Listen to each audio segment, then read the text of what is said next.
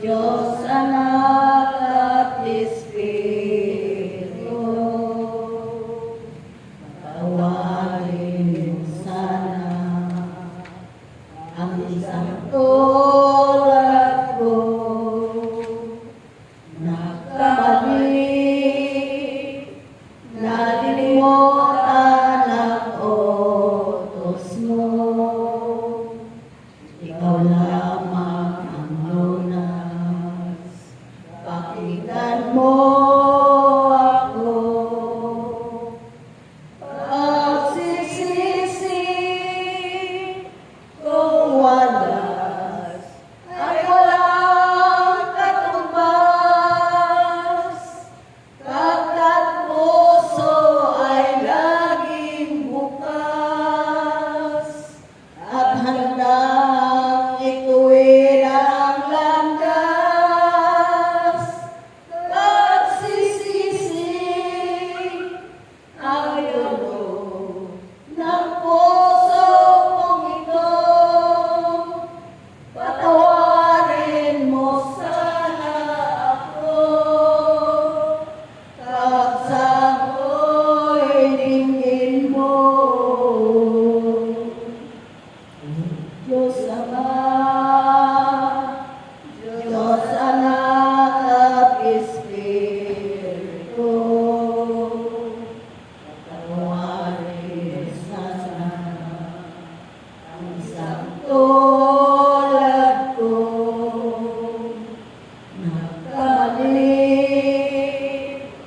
nalimutan ang utos mo. Ikaw lamang ang lunas, pakinggan mo ako.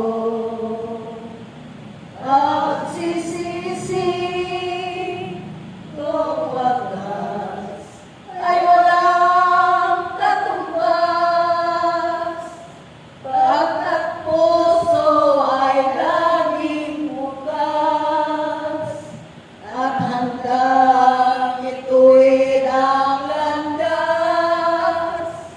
Pagsisisi ang dulo ng puso kong ito, patawarin mo sana ako, kapsa mo'y dinggin mo.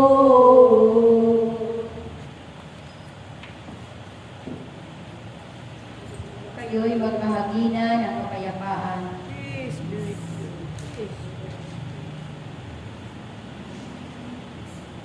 Kayong mga naririto, nawa ay magpakatibay sa inyong pagsunod. Kayong lagi ay makinig sa tagubilin ng Diyos, upang kayo'y palaging makasunod sa Kanyang kalooban.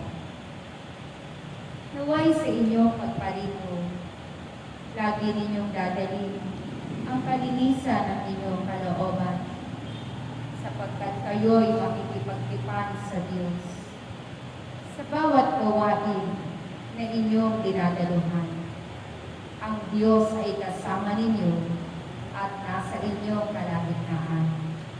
Kung kaya batid ng Diyos ang laman ng inyong puso, ang laman ng inyong isip, sapagkat ang Diyos na inyong pinuputahan ay Diyos na nakababatid ng lahat ng bagay.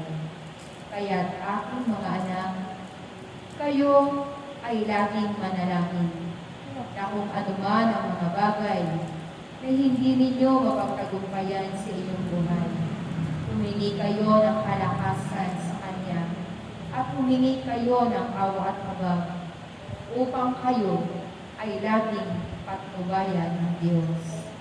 Ako na Espiritu Santo ang naghahayag sa inyo ng mga bagay na mabubuti na dapat ninyong pagsikapang gawin, na dapat ninyong mapagtagumpayan ang buhay dito sa sanlibutan.